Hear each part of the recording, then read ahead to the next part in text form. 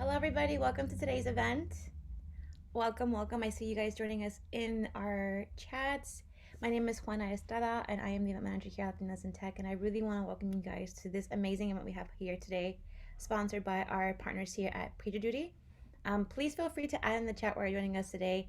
Today, I am here located in Chicago, which today we have another gloomy day in the city.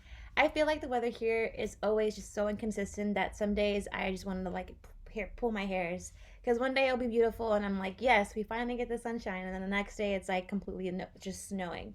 So it just makes no sense. Um, but I do see in the chat that we have lovely and warm Atlanta. I love that. Yes, our weather is very crazy. I definitely agree to that. From Miami, from anywhere in Florida, San Francisco. See, I see a lot of people here are just trying to rub it in my face. I get it. It's beautiful elsewhere. But I don't want to take too much time talking about the weather. But I do want to welcome you guys today to our beautiful event that we have, again, as mentioned, with our partnership with PagerDuty. So huge thank you to all of our panelists who will be meeting with us today, but also to a huge thank you to our partner in bringing this amazing topic, which I feel like to a lot of our audience members, you're going to receive a lot of information, a lot of great feedback in regards to, how to break into tech. It's today is your first event here attending one of our events for Lit. We offer you a lot of opportunities to both grow within your network, but also to within your career as a Latina in tech. The way that we do this is by one, we offer you guys professional development opportunities, two, by recruitment opportunities like today's event, and then three, by representation. We're very, very happy to have you guys join us, and also to we highly encourage you guys, as mentioned in the previous slide, to go onto our website, which is latinastech.org, to just become a member of our network. As part of our network, you have access to our 20 plus chapters all across the country and the globe, and you're also a member of our 1700 plus network of women. So again, I mentioned you're constantly connected with women like yourself who are looking for ways to just grow within their network, but also to advance in their career in tech. So without further ado, some quick housekeeping rules. For today's event, as we have some panelists that will be speaking today, if you have questions for any of them, please refer to the Q&A button that you find below. There you will be able to ask them directly, and I'll actually will be filtering those questions directly to the moderator when we can talk about the Q&A section. But also continue to network in the chat, add where you're located from, add your LinkedIn, give anybody their kudos as they're making amazing comments throughout the discussion, but please refer to the Q&A to ask any questions you have for our panelists. So with that, I would like to now open up the floor to today's moderator, which actually is one of our own members here at Lit. Kelly, would you like to? Thank you. Thank you, Juanita. Hi, everyone. Welcome to our session with PagerDuty Q. So my name is Kelly Cuesta. I'm really happy to be your moderator today. As Juanita mentioned, so I have been part of the community Latinas in Tech for a while, and I am one of the co-leaders for the Madrid chapter. So check out our LinkedIn profiles if you would like to get to know more about us. So for today, I would like to introduce, first of all, to our speakers, panelists. Welcome again. And also I would like to encourage you all to raise your questions using the Q&A, and then also keep that kind of engagement along the way through the chat function here in Zoom. All right, so let's start with a round of intros. So Ali, would you like to start and maybe introduce, a bit more about yourself, your journey, and some thoughts about today's topic? Yeah, absolutely. Hi, everyone. I am Ali Bloge. I have been with PagerDuty for about a year now, and I am the Global Senior Sales Enablement Manager here. So I started in tech 2 years ago. So I've only been in tech for a very short while. And actually before that was in recruiting for 10 years. So I did make the transition. It was a challenging one, but very rewarding. And I'm very happy that I took the leap and broke in. So I'm excited to talk to everybody about this topic because it is a good one. And I definitely experienced it myself. Lovely. Thank you, Ali. So let's go ahead with Bree. Hi, I'm Bree. I've been at PagerDuty for about 3.5 years now. I work and live in San Francisco, and I took a definitely more like traditional way. I went to a 4-year university, Cal Poly in San Luis Obispo, and I studied computer engineering. Then when I graduated, I interned at PagerDuty and converted to full-time after interning with 2 different sessions. So yeah, I'm excited to talk about this. It's always like definitely different perspectives, and we have a different path than maybe other people do to get into tech. So it was just different experiences. So yeah. Thanks, Bree. Then our next panelist is Simone. So Simone, can you share a bit more about yourself and yes, your thoughts on today's topic about finding your way, in technology? For sure. Yeah, hi everyone. My name's Simone. I am originally from Brazil. Just moved to Toronto a few months ago, doing my MBA now at the University of Toronto. And as part of the MBA internship, I'm also in the Career Accelerator program here at PagerDuty. And this is my second term in the internship program, so very glad to be here. I'm used to work as a product manager back in Brazil, in São Paulo, and I'm working as a product manager now, but my background is actually in international relations, so very politics oriented, law oriented, so it was a big shift there, but excited to talk about it. I feel like building community with other women was a very big part of me moving into tech, so excited to talk about it. It's a great topic. Indeed. Thank you, Simone. And last but not least, Erica. So welcome. Thank you. Hi, everyone. I'm Erica. It's nice to meet you all. I'm a technical recruiter here at PagerDuty, and I've been here for almost a year now. I'm located in San Diego. I absolutely love it here. So when you guys were talking about the weather comments, I was like, I think I might win. But yeah, I'm really, really excited to be here. I think there's a lot to learn. And again, I'm just super grateful to be here. So I appreciate you guys for having me as a guest, and I'm excited. Love it. Thank you. All right. So as you know, job searching is like dating, right? So you have as many questions for the company as the company can have for you. So I invite you all. You will see a question there in the chat. So what specific criteria are you looking for when researching companies and browsing job postings, right? So please drop your thoughts in the chat here in Zoom. All right. Let's see. Yeah, thank you, Juanita.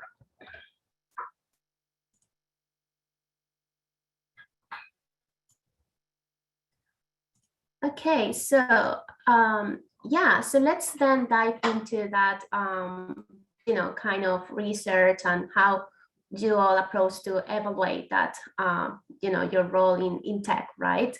So when job searching, how did you understand which roles you like to apply and you are qualified for? And how did you overcome any kind of challenging uncertainty when submitting applications? So I guess, Simone, yeah, I would like to hear from you. Sure. I feel like for me, it started with just wanting to be at a faster paced environment. And I knew, because I had friends in tech companies and startups, I knew that it was the environment that I was probably looking for. So it started more with like a cultural fit kind of thing.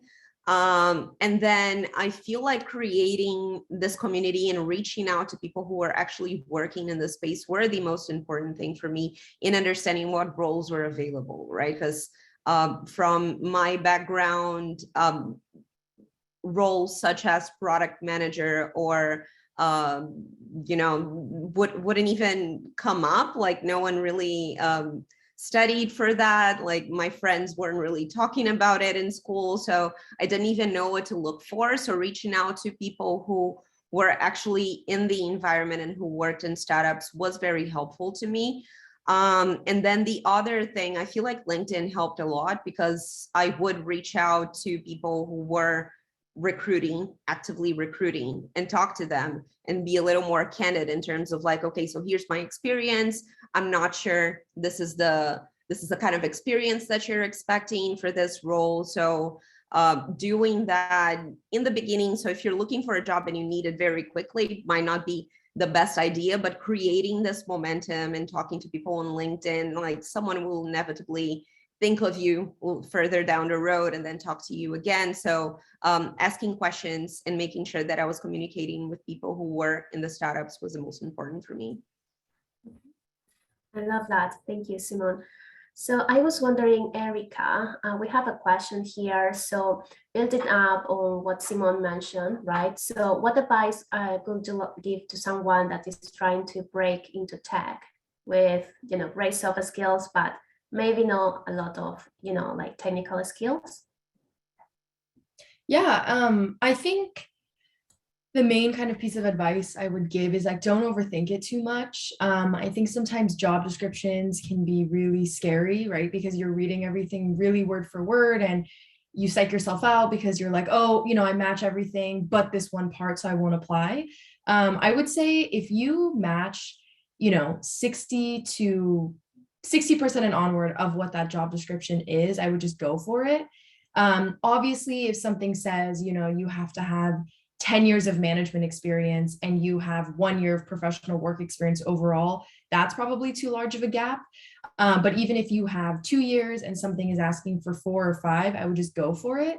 So I would say the biggest thing I would do is just don't get too overwhelmed with job descriptions and from what you hear and see on LinkedIn. If you think you're qualified and you match majority of what they're looking for, just try. You really never know. And personally, the job that I applied for here, I didn't have the requisite years of experience, but I was also kind of like, oh, do I apply for this? Do I not?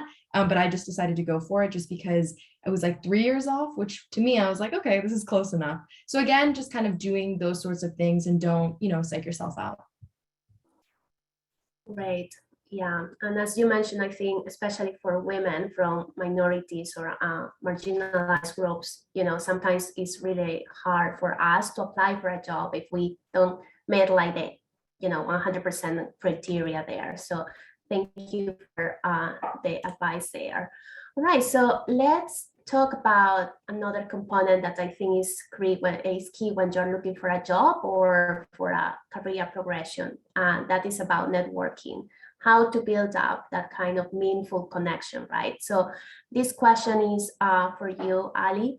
How did you learn about the IT industry through networking, and do you have any tips for creating that meaningful circle around yourself? Yeah, absolutely. I think the biggest thing that I've learned from networking, specifically around LinkedIn, because I think LinkedIn is the easiest way to network, but there's also this common misconception that you can just not give to get. So to me, one of the ways that I broke into tech was I was doing my research. So when I saw people posting, I would actively comment on that post and provide valuable information and give them some insights as well. I had a point of view. And that takes a lot longer than just hitting the like button. Yes, it takes a lot longer because I have to do my research, but I was trying to show and highlight that just because I don't have the skills doesn't mean that I can't have the skills.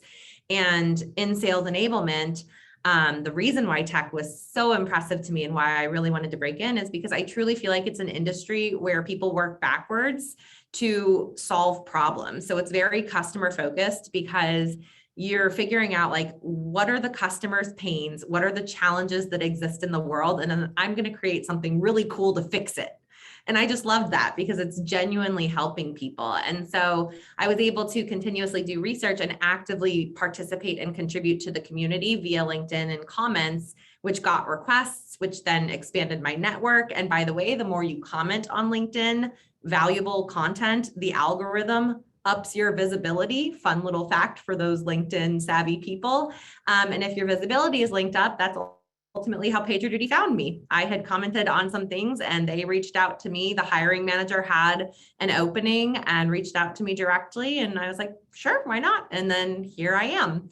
So my job, actually similar to Erica, was requiring 5 years of SaaS experience. I only had 1 at the time, and they took the shot because it was clear that I was willing to put in the work to make up for that gap.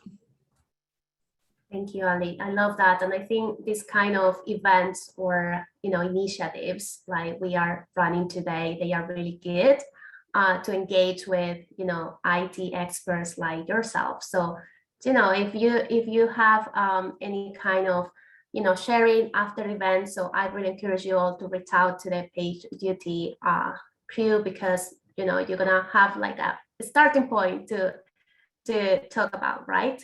All right, so let's move on. Bree, I'd love to know what made you choose PagerDuty when you were looking for a tech opportunity. Yeah, so it was my senior year of college. So I was applying to a lot of places and I didn't know about a lot of tech companies, like besides the big ones that everyone knows about. I didn't know anyone in tech. My parents aren't in tech. So I was a little bit overwhelmed when trying to like pick a place. So what I was doing was going through a lot of interviews, whether it be like phone screens or like where you're seeing each other, like virtual stuff. So I had a huge, you would kind of get a feeling from people, the way that they interviewed you and the way that they talked to you, and kind of like the kind of people that worked there just from getting interviewed. And when I got interviewed at PagerDuty, I did have to go through a technical interview, and it was probably the least stressful technical interview I've ever had. PagerDuty lets you, when you're interviewing to be an engineer, you are allowed to like ask questions. You're allowed to use Google if you need to like look up a syntax thing. It's not like you need to memorize everything, because that's just not how you work. Like when you're in your regular day, you're able to like Google stuff. So it's not like a test in school. So I really appreciated that. And I felt like the people who were interviewing me were really like there to support me. And I thought that was a really like good reflection on how the culture is being at PagerDuty. And I found that to be true when I started, which was nice. And so something that was important to me was people at that point, and trying to make sure I was going into a good work environment where people were welcoming and supportive.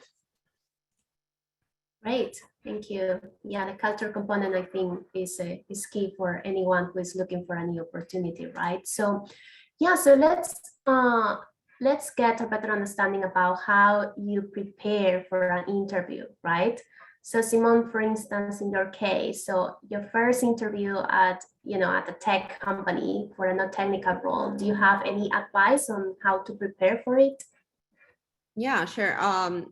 The first interview, it's not always going to be the case, but I would say that, the majority of companies, like the first contact is really cultural conversation before you get into the technical nitty gritty of your workday, how your workday is going to be. So like for this cultural chat, what I usually like to do is make sure that I understand, first of all, what the company does. And with PagerDuty, I feel like it was the most challenging out of all interviews that I've done, because it's really, I came from an environment in which I used the final product, and with PagerDuty being a product manager that does not use the final product, I was not, the target customer. It was really, challenging to understand what the company did, how the company does it, what's the final product. So I feel like this is the basics, like the most basic thing. And then when it comes to conveying culture and conveying how you solve problems and making sure that the other person understands, what I like to do is really just recap a few key moments in my career, because I like to answer these cultural questions with examples of things that I have already done. So when people ask me how I solve problems, I usually try to tell a story with a beginning, middle, and end in terms of, this was the problem, this was a challenge, this is how we solved it as a group, those were the results. So before a cultural interview, that's usually what I do. I just sit down and I try to remember and write down a few of the key moments that I would like to highlight during the interview, because they're very helpful in conveying how you work and the cultural, the cultural aspects of how you work. Yeah, all right, great. That storytelling piece, right, is important. All right, so building up on your sharing on your experience, why you joined to PagerDuty. So tell us a bit more about your experience on this technical interview to join the company. Yeah, so I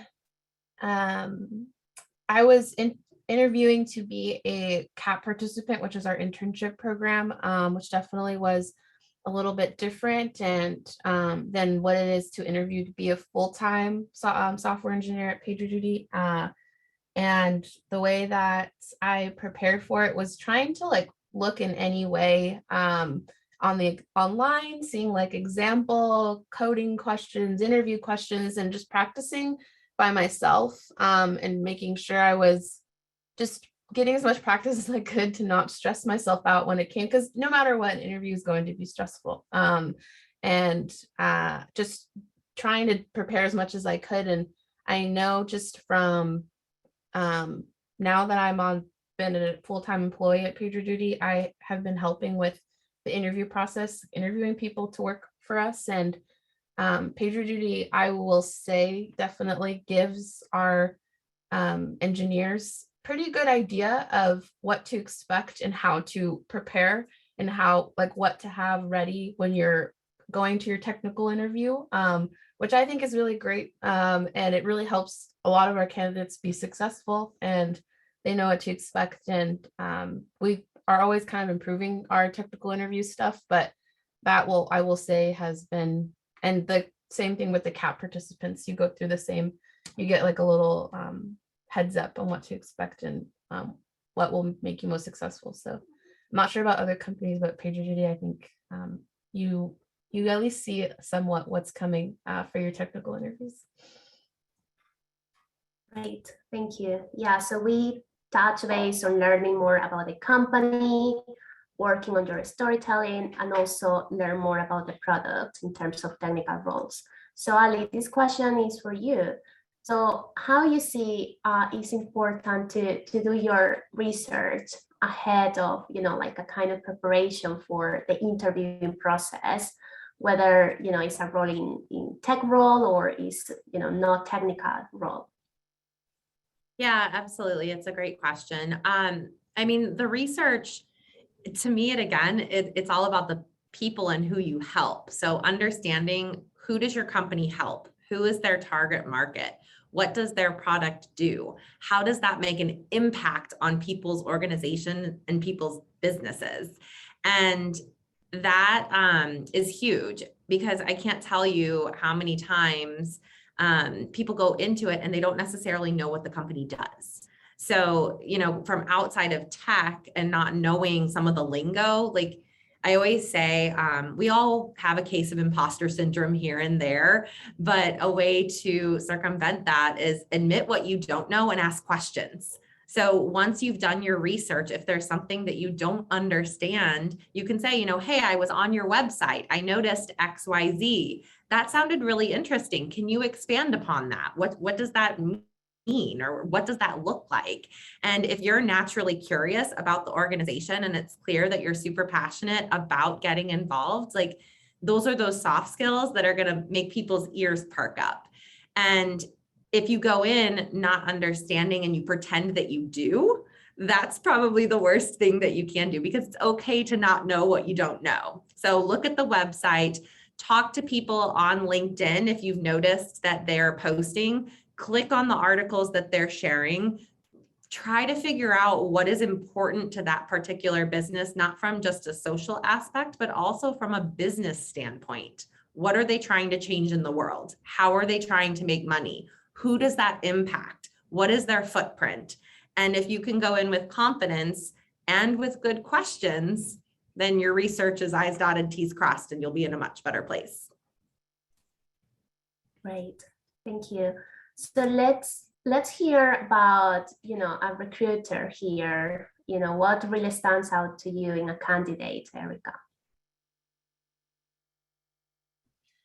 Yeah, I would say the main two things, and these might sound super basic, but kind of to your point, Ali, like I think it really comes down to enthusiasm for the role and also consistency.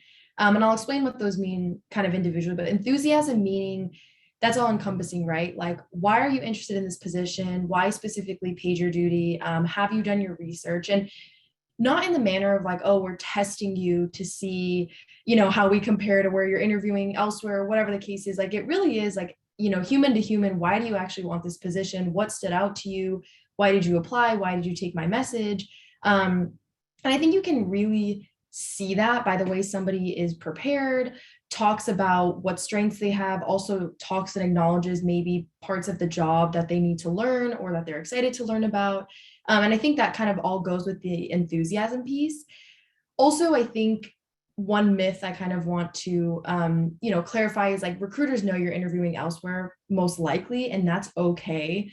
So you don't have to pretend that, our company is your number one, there's no one else out there for you. Like, it doesn't have to be in that sense. It really is more so just, why did you apply to this position, and what kind of speaks to you? Like, why are you continuing in the process? I think technical interviews are long, you meet a lot of people, it's a lot of time on the side. Like, what kind of motivates you to do that?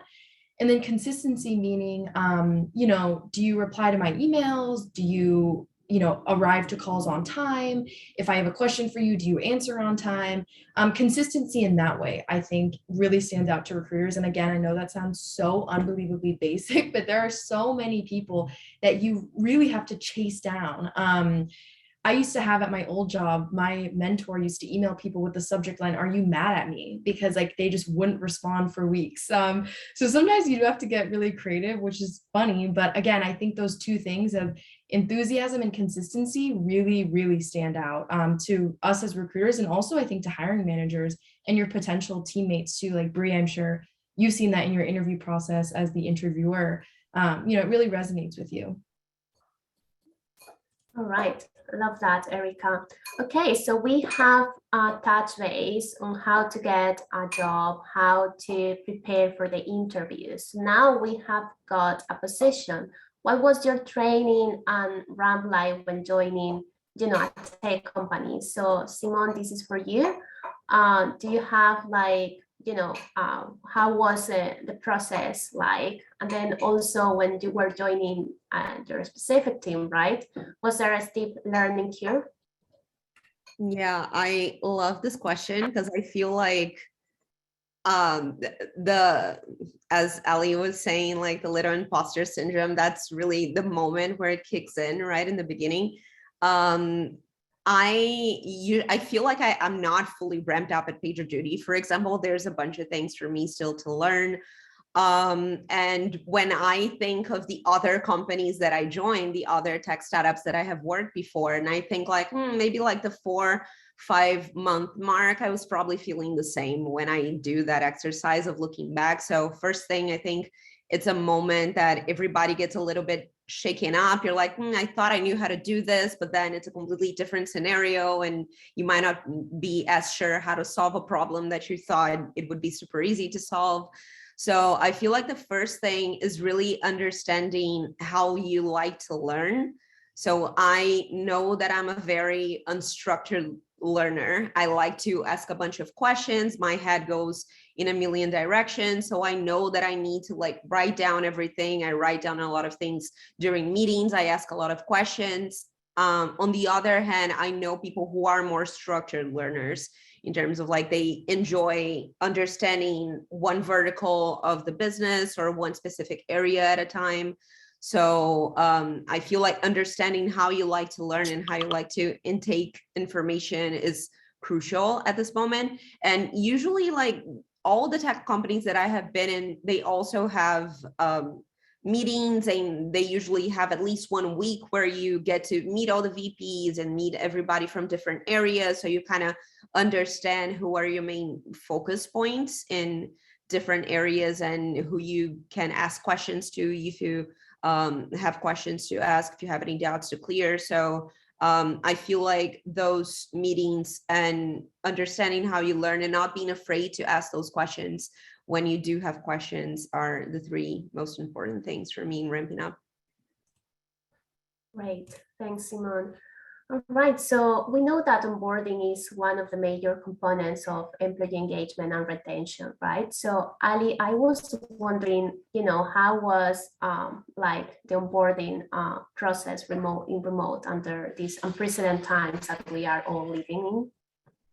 Yeah, absolutely. I mean, a lot of people need that human interaction and it's hard to replace that. And so onboarding, when we have to pivot something that was typically a wonderful process, you get to go to corporate headquarters, you get to check it out, you have all your swag and this experience, and now you're behind the computer screen that you're constantly behind for hours, for weeks. It's hard to make that super engaging virtually. So I think that the biggest thing from an onboarding perspective, so at PagerDuty, we have a few different tracks for onboarding. So like we have our sales and CSG team that goes through what we call a boot camp. And then we have some of our SCs join, we have some professional services, but our super technical teams, they have a different onboarding as well, because we do recognize that everybody needs a tailored experience based off of their role. What we do for sales, we can't do the same for our engineers. That's not going to go over very well for onboarding. But I think that the most important thing to recognize is it's our job to try to keep you all engaged, but it's also your job to be engaged. So it's hard sometimes when you're new to ask the appropriate questions. And I think that that starts in the interview process. Like, what are the expectations during onboarding? What does my ramp time look like? What kind of goals will I have? How will you be measuring that? What are my metrics? What are my KPIs? Like fully understanding what that ramp looks like and what the expectation is. And then during onboarding, asking any clarifying questions if there is something that you don't know. Because it's really cliche, but there are no stupid questions because you're new, and it's okay to ask questions when you're new, and onboarding is the safest space to ask those questions because everybody around you is new too.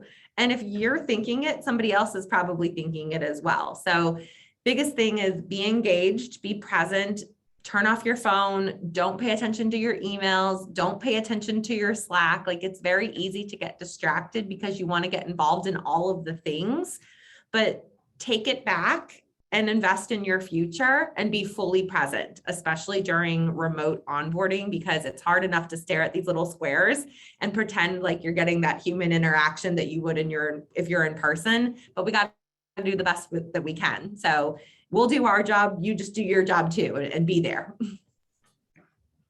Awesome, thank you.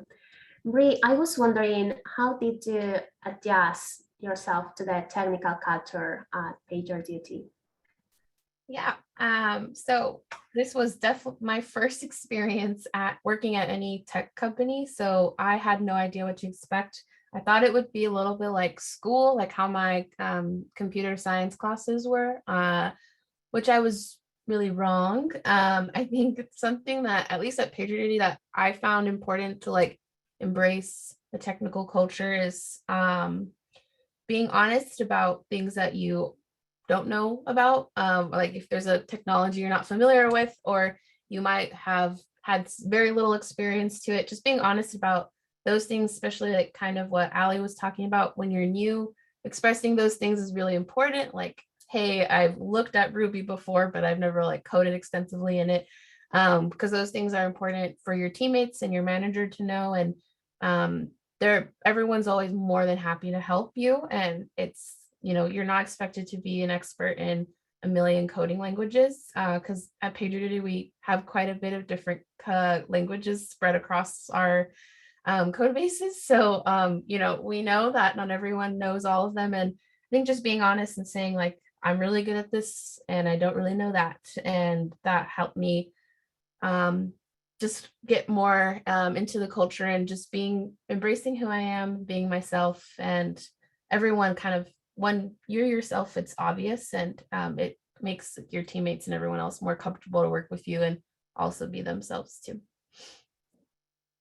Great. All right, so let's then touch base a bit more about your experiences, ladies, in technology. So as a Latina in tech, and this is a question for all of you, do you feel that you have faced any unique challenge because of being Latina? in the workplace and how you have overcome from, right? So Simone, Bree, Ali, who want to start?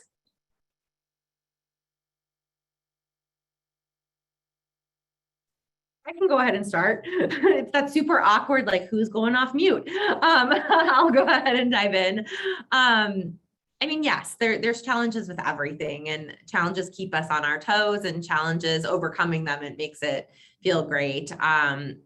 They're coming from sales. So as a woman, as a Latina woman in sales, there weren't a lot of people, even outside of tech, that necessarily looked like me.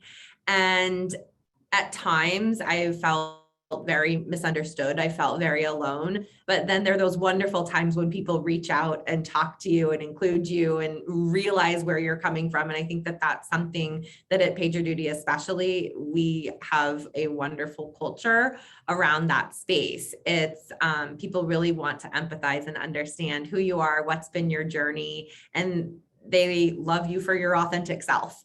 And that I still sometimes look around the room and I'm like, oh, I wish that there were more Latinas in tech, especially in sales.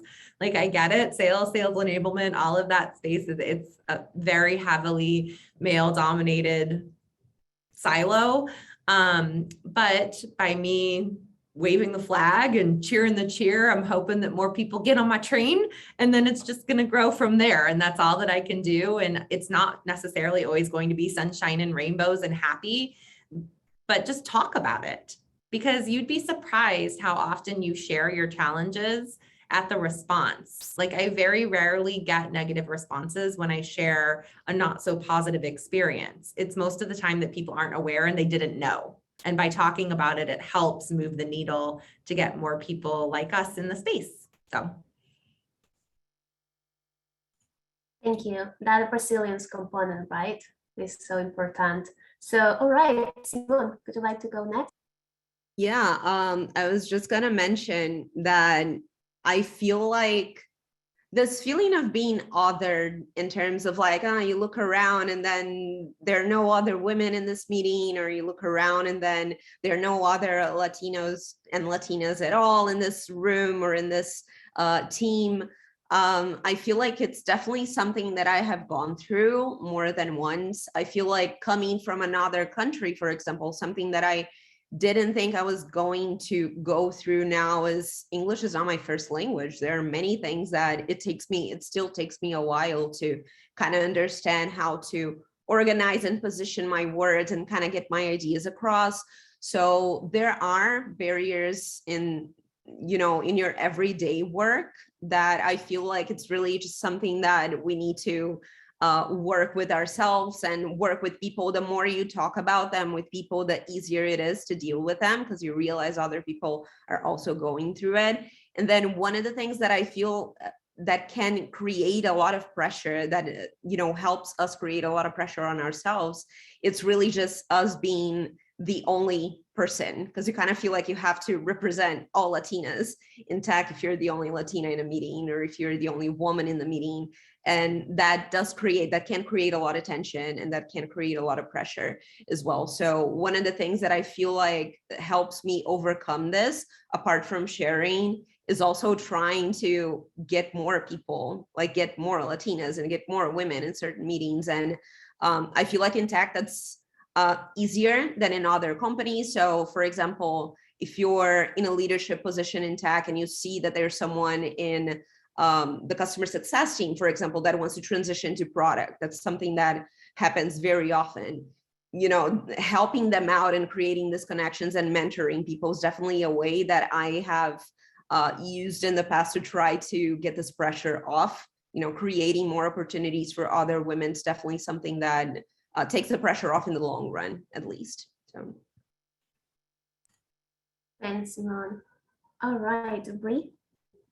Yeah, I definitely 100% agree with both Simone and Ali said, and I have a more specific example from, it wasn't in the workplace, but when I was in school, which I shared in a different panel last week. So if you heard me say the story already, I'm so sorry. But it was something that I think is important to just know, that being like a Latina and being like prepared to go into something like this, this industry that it was really hard to find another girl in my classes. There was not other girls at school. If you had a lab class, wherever you sat the first day of school, the first day of class, I'm sorry, the person you sat next to was who you were going to work with the rest of the quarter. So there was a lot of pressure picking a seat, and I would always get there on time, and like my first 2 years, if I had a class that I didn't know anyone, I'd be the last person to get a partner, because and like people I knew they didn't know all each other. Like sometimes they'd go and like introduce themselves. So I know they weren't all friends, but it was because, of how I looked, and probably just assumed I wasn't a hard worker or just didn't know like anything. And I don't know, just wasn't like another white guy in the class that could have been like smart. So it wasn't until, getting to know people, and when they would work with me, they'd be like, oh, she can do work and she's not like a slacker, I guess. And that's kind of like having to break that stereotype in their brain, and getting to like know more people in my major, and kind of hoping that eliminates that stereotype in their brain a little bit, just for other Latinas or just other women of color going into tech. Like it's a horrible thing to assume for them. And I just really made me push through and want to be in this industry more, because it's like we have to have more representation, and we have to show these people that we're amazing, smart women. And so yeah, that was probably the most I'm a Latina in tech, and this is affecting me because I'm a Latina. Thank you, Bri. Thank you for being, to authentic, to sharing your story, right? All right. Let's talk about your experience, ladies, as part of PagerDuty, right? So what has been so far, because you have been part of the team, for a while, some of you, others less. So let's talk about that, right? So there is an employee resource group there. So do you have any kind of, really interesting moments where you have felt the culture of PagerDuty? So let's start with Simone.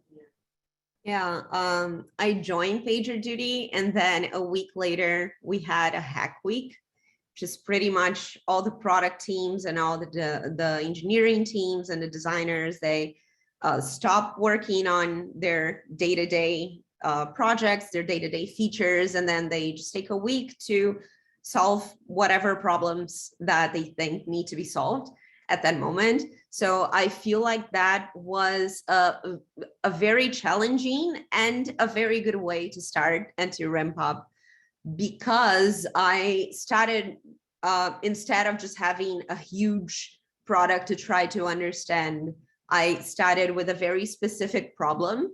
So we have this huge product, but this problem here is something that we need help with. So someone else who had a little bit more experience with the product knew how to, understood that this was something that needed to be prioritized, for example. So that was very interesting, like having, not having to tackle the whole product at once, but trying to, focus on a very specific problem. And then I feel like the whole vibe of the company during this 1 week was that everybody was just being very helpful to one another. And as the person who, needed to catch up and try to understand what was going on, like that was really good for me to really be able to reach out to anyone in terms of like, where do I find this data, or how do I get access to this that I still don't have, to this platform that I might need access to. So I feel like this was probably one of the most challenging weeks that I had here, because it was very fast moving and I needed to understand what was going on very quickly. But it was also a very good show of support from everyone. And even if people are like competing in a way, like if the products are competing with one another, like the whole vibe is not really a competition vibe. It's really healthy, and people were very helpful. So. And Simone, Bri? Yeah, I'm a little biased because I'm one of the leaders of our array group, the Black and Latina employee resource group at PagerDuty.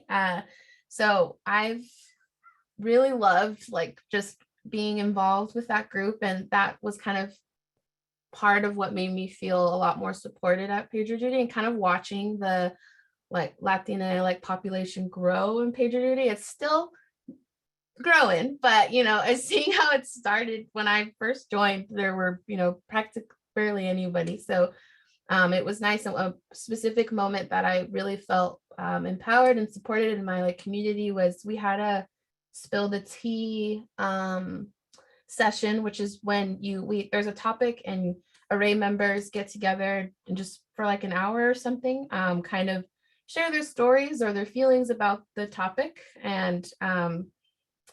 And this one was about language, and it was during Hispanic Heritage Month. And I shared, my feelings about language and my culture and how, it's affected me growing up and stuff. And a lot of people shared like similar feelings and stories. And I even got some like messages after the fact of people who felt like what I shared really resonated with them. And it was really cool to have that session at where I work, and all these people that I work with felt the same way and kind of maybe grew up similar to me or had like similar, feelings of conflict, language and stuff. So it was really cool. And it was one of my favorite array events for sure.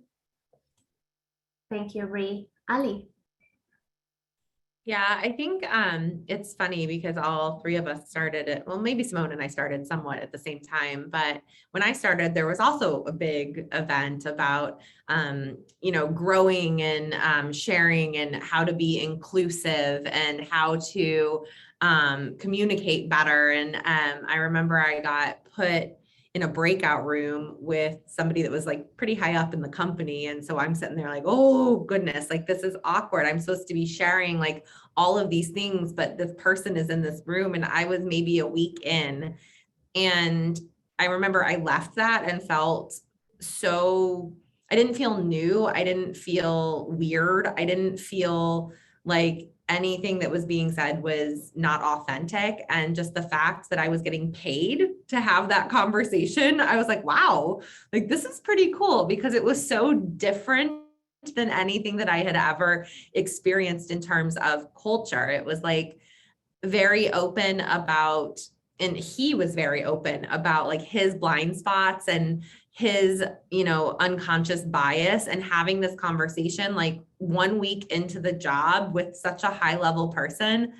I like got goosebumps. I'm telling the story. I'm getting goosebumps again. I'm such a cheese ball, but I've never experienced that. So I would say that that's like something that PagerDuty does very well is they prioritize things that are important, and it's not just talk the talk, but they walk the walk, and they give you volunteer time, and they give you these opportunities to have these workshops. And I've never had that before. It's very cool. Great. Thank you, Ali. All right, conscious about timing. So I have a final question for all of you, and then we're going to go ahead with the Q&A. So what is something that do you know about working in the tech industry that you wish you knew before entering? So this is a question for our panelists. So maybe we can start with you, Bree. Like I said, PagerDuty is the first tech company that I started working at. So I have, just one company experience, but I think what I wish I would have known is, I guess that I just had this image in my brain from school, because it was like classes weren't as like welcoming to women because it was like so, I don't know, like over dominated by men. And I kind of thought that's what the tech industry would be like. And I was really scared. I was really, really nervous. I thought I was going to hate it. I was fully prepared to hate it. So I just wish I knew that it's not like that. And especially on a PagerDuty, and that, it's super okay to ask questions. And even if you think it's a dumb question, like it's not. And the people are there to support you, and like people love helping you. That's especially like the higher up engineers. That's what they're there for, is to help entry level engineers. So yeah, just knowing that your coworkers and teammates are there to support you, and that the environment is not as scary and dooming as you thought it would be. Thank you. Erica? I think for me personally, it would be, don't ever be afraid to ask questions. I think if you really want to learn something, that's the only way you truly can, is just by asking questions and really trying to understand something. And I ask a lot of questions, but I'm also really happy I've done that, because I'm sure it can be annoying in the moment, but I feel really confident in the things that I'm doing because I ask so many questions. And then I think the other key part is, don't be afraid to reach out to people too. I think people are going to be much more receptive than you think to, mentor you or help you, or that was something I was always afraid of, is that I never asked people for help, or I thought it was weird. This person's too overqualified. Why would they ever want to answer my question? But I attribute, literally, I am where I am because of good mentorship. And I'm so appreciative of that. And my life would be so different if I hadn't reached out, or if I was like, I don't really need this. And I got my job here at PagerDuty because of my mentor from college, who I happened to keep in touch with. And then timing worked out, and then PagerDuty had a role. So I'm so grateful for him too. And in the moment, I don't think I ever would have thought my college mentor would impact my career long term. But again, I think that just like organic connection and development can really help. So those are my two kind of takeaways, I would say. Thanks, Erica. Ali? Yeah, I mean, I think a big one for me, and I don't want to repeat what others have said, I do think asking for help is a big one for me, because that's hard at times for me to personally do. I sometimes don't like admitting that I need help. So I wish I did that more often early in my shift. The other thing that I will say is something that I learned initially when making the shift was, if you reach out to people only when you need something, you're doing it wrong. So it goes back to that give to get. And I learned that the hard way. And I realized that I need to be contributing and helping them in order for them to help me. And you have to sometimes take that leap to help them first, because if you, it's like that friend that makes it all about them.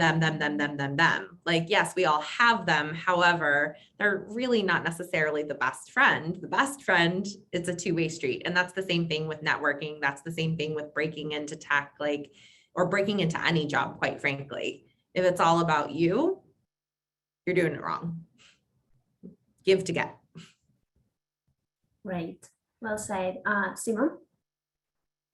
Yeah, I feel like the first thing is very similar. So coming from larger companies and the UN during my undergrad, really, we were all expected to know everything we were talking about. So it's seen as, you're unprepared if you're asking a lot of questions, and you're unprepared if you're leading a meeting and you don't have every single data point that you're going to need for that meeting. And I feel like the culture in tech is much more iterative. It's much more, let's test this and see if this works before we turn this into a definitive solution. So there is a mindset shift that needs to happen when you go into tech. And really to understand that asking questions is okay, not knowing everything is okay, and you're going to have to give your opinion on things, even if you're not 100% sure and you don't know everything about it, because nobody's going to know everything about it. So that definitely resonates. And then the other thing that I would say is that I wish someone would have told me that creating boundaries is very important, because working in tech is awesome. You usually have a bunch of friends at work. I think Ali mentioned that a lot, like people who are working in companies like PagerDuty, like smaller tech companies, they're very oriented to like the end result. So they want to help that customer, that specific niche of the market. So we're really connected with the problem that the company is solving. And if you don't create boundaries, and if you don't have a life outside of work, if you don't say, no, I need to stop working at the end of the day, I need to, cultivate other friendships, and I need to have, just see other things apart from my computer screen, you can burn out very easily. And I found that out the hard way. So I feel like I wish someone would have told me that, because it is very fun. That's really the kind of company that I want to be working on forever. But creating these boundaries, it is very important, just so you can, because it's a marathon. It's not a race. So Yeah, amazing. Thank you, everyone. All right, so let's cover Q&As. All right, so we all know that building that kind of connection and relationships, they are important, especially if we are looking for a job, right? So we have a question here, and something that Erica touched base on in terms of mentoring and mentorships. So how many mentors did you have, and how you keep that relationship with them now that you are working in technology? So I had one in college. That was my first kind of experience of like an actual, I joined a group, they set you up with someone. So that was my kind of first experience of having like a mentor that was like really set up for me. But I also would encourage you to not be so fixated on the definition of a mentor. Like, it doesn't necessarily have to be some, like, you set this up, you meet every, Thursday at this time. Like, I would consider my current manager a mentor. I would consider a lot of my teammates a mentor. And I think it's kind of what Ali was saying, like, you kind of give to get, and it's not always just reaching out when I'm looking for a job, or if I have a question, or this isn't working out for me, then I reach out to these people. It's more so going to people and asking them, hey, how would you handle this? How do you suggest I go about this? And it kind of develops organically.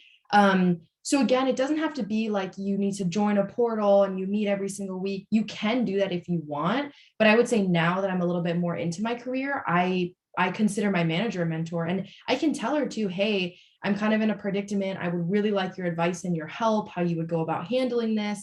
And I think you can learn a lot through that.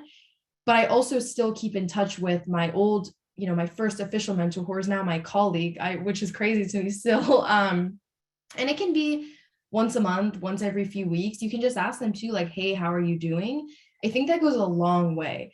That way, we didn't speak only when I was in college, and then all of a sudden 3 years later, I'm reaching out, asking him, hey, do you have an opening on your team? He's going to be like, who's that? So I think it really is just like, sometimes things take a while, but to me, the best part of, I think, life is like, these things just happen so coincidentally. And then in retrospect, you're like, oh, this is so cool. This person that started off as this is now this. So I would say that's kind of, you can go two routes with it. If you want it to be super planned, or it can be a little bit more like organic and natural. Great. Thank you, Erica. So this question could be for Simone. As you mentioned before, setting boundaries is important. So with a full-time job in tech, how do you continue to learn new things outside of work? Then how you set that boundaries there? Yeah, that's a great question. I feel like the things that I find out that I want to learn more about, they're really related to things that I run into at work, and then really spark my curiosity.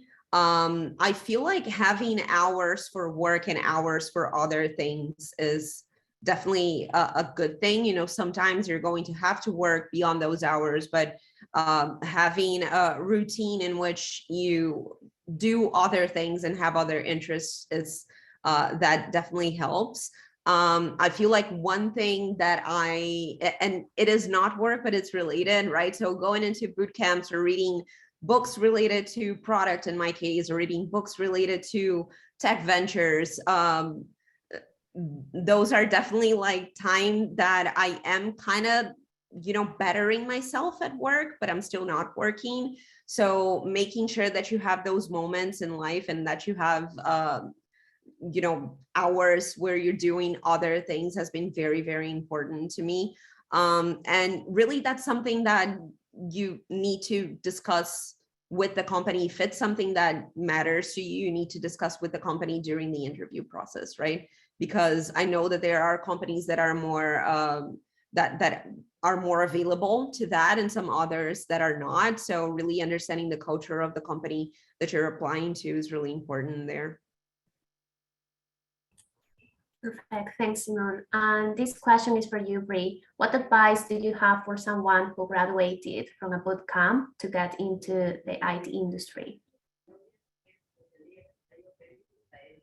Can you say that one more time? Sorry. Yes. So what advice do you have for someone who graduated from a boot camp to get into IT?